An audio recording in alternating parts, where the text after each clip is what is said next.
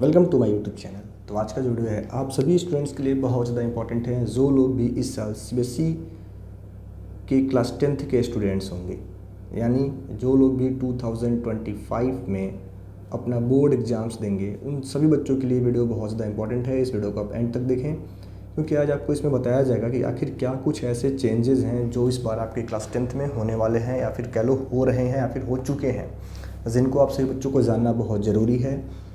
देखो, पहली बात तो मैं आपको आगे बता दूं वीडियो में बढ़ने से पहले कि अब कहीं ना कहीं आपका क्लास 9th का एग्ज़ाम कंप्लीट हो चुका होगा। बहुत सारे बच्चों का एग्ज़ाम अब जस्ट खत्म होने वाला होगा, कुछ एक बच्चों का एग्ज़ाम भी हो चुका होगा, उनके रिजल्ट्स आने वाले होंगे।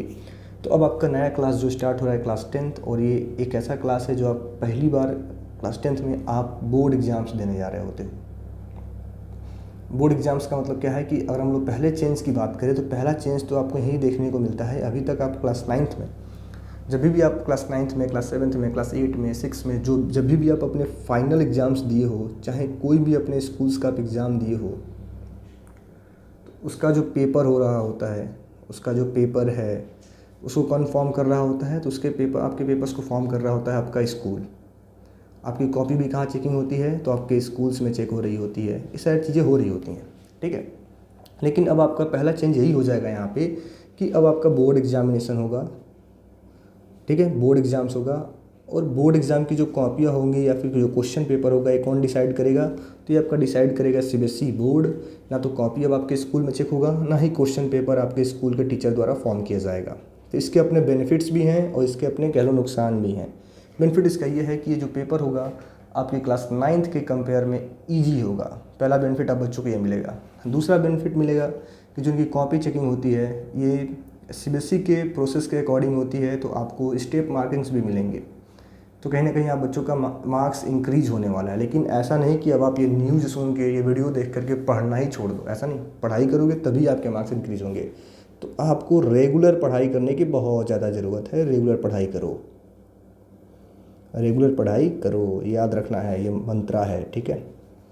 देन अगला जो चेंज है, अब एक जो बहुत इस समय कह लो एक न्यूज़ में चल रहा है कि बोर्ड एग्ज़ाम, आपके बोर्ड एग्ज़ाम्स 2 होंगे साल में, आपके 2 पेपर होंगे, ऐसा न्यूज़ है। देखो, ये भी ऑफिशियली कंफर्म नहीं है। बोर्ड, सीबीएसई बोर्ड अब देखो इस साल इसको लागू करता है, या फिर इसको ऑफिशियली आपके नेक्स्ट सेशन में 2026 के बोर्ड एग्ज़ाम्स में इसको लेके आया जाए।